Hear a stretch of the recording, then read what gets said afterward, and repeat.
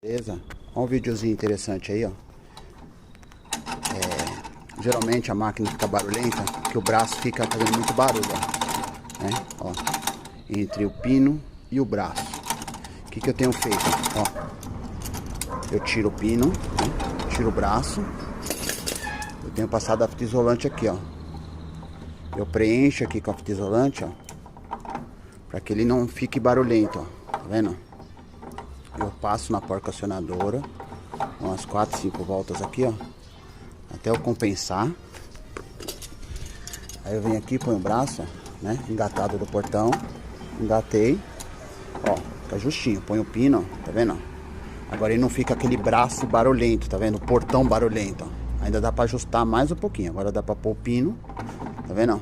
Então não fica aquele barulho chato, beleza? Que só vou soldar ele ali, zerou. Até a próxima dica aí.